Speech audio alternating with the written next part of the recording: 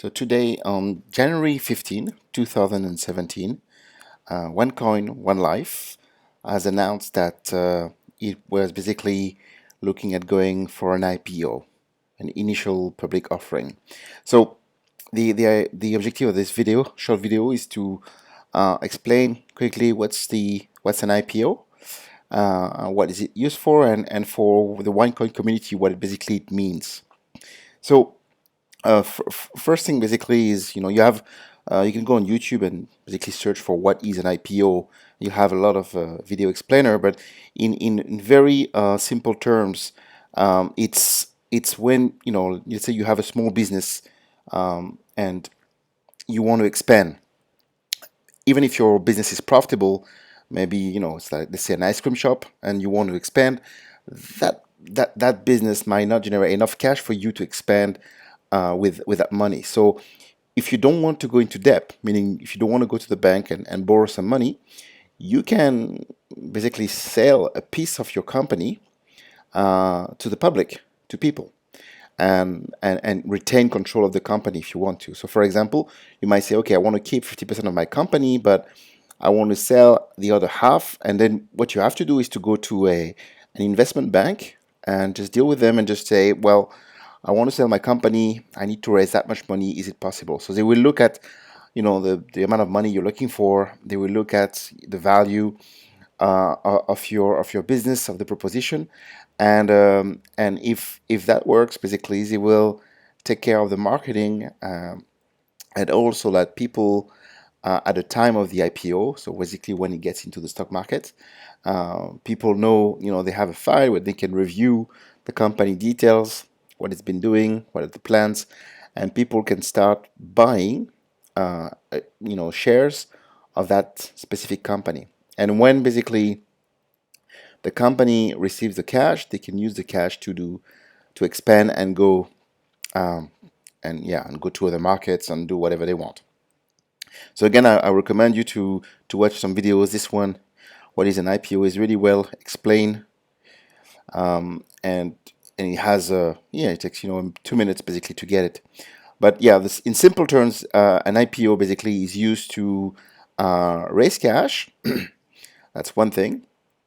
But in our case, I think the company, OneLife, is probably doing really well. They've got already 3 million members. We're probably over 7 billion euro in sales.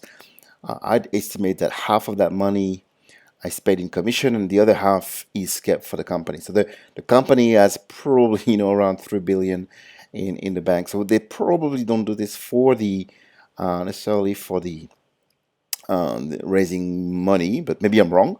I'd say that the number one thing that is really good for us, as OneCoin reps, is that they want to basically stop the haters to aim at us. And the best way really is to go through an IPO process, because when you go through an IPO process, you you basically are scrutinized by authorities. You're going through a lot of auditing. A lot of auditors basically come and check your business, and how it operates, how legal this is, and all.